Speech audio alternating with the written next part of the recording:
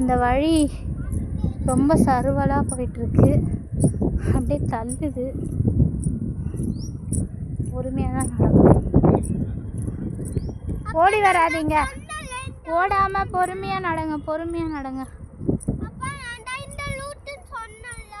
சரி சரி, அப்போ நீ சொன்ன ரூட்டு தான் கரெக்டு. இந்த வாண்டஸ்லாம் அவங்க சொல்லிட்டு வராங்க. ஆமாம் ஆமாம், பாருங்க கீழே ட்ரெயின் சவுண்டு கேட்குதா உங்களுக்கு? ட்ரெயின் அது பாருங்க, அங்கே போயிட்டுருக்கு ட்ரெயின். ஆனால் ட்ரெயின் போகுது, நான் பார்க்குறேன் ஜூம் பண்ணி காட்ட முடியுதான்ட்டு. இதில் சரியாக தெரியல, பட் ஆனால் அங்கே ஒரு ட்ரெயின் இப்போ வந்து போயிட்டுருக்கு. அந்த ட்ரெயின் தான் பாருங்கள், எங்கள் வீட்டு வாண்டுங்களேன் இறங்கிட்டுருக்காங்க.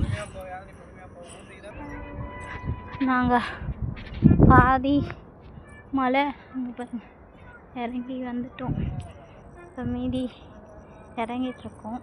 ரொம்ப சர்வலாக இருக்குது, பொறுமையாக தான் நல்லா வந்துட்டுருக்கோம். பொறுமையாக போங்க.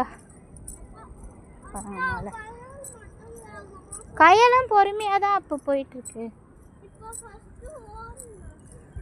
இதுதான் பாதி சர்வல், பாதி வந்துட்டோம். மலை பாருங்க, அடிவாரங்கள் பார்த்து அம்மே, பார்த்து வா. இது வந்து இருட்டாக ஆரம்பிச்சிச்சு, ஆனால் வந்து இந்த லைட்டெல்லாம் கிடையாது. இங்கே பாருங்கள், இந்த மாதிரி குட்டி குட்டி லைட்டு தான்.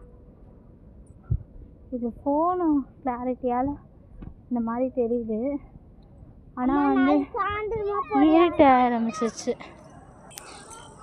நாங்கள் கீழே வந்துட்டோம் பாருங்கள், குளம் தெரியுதா?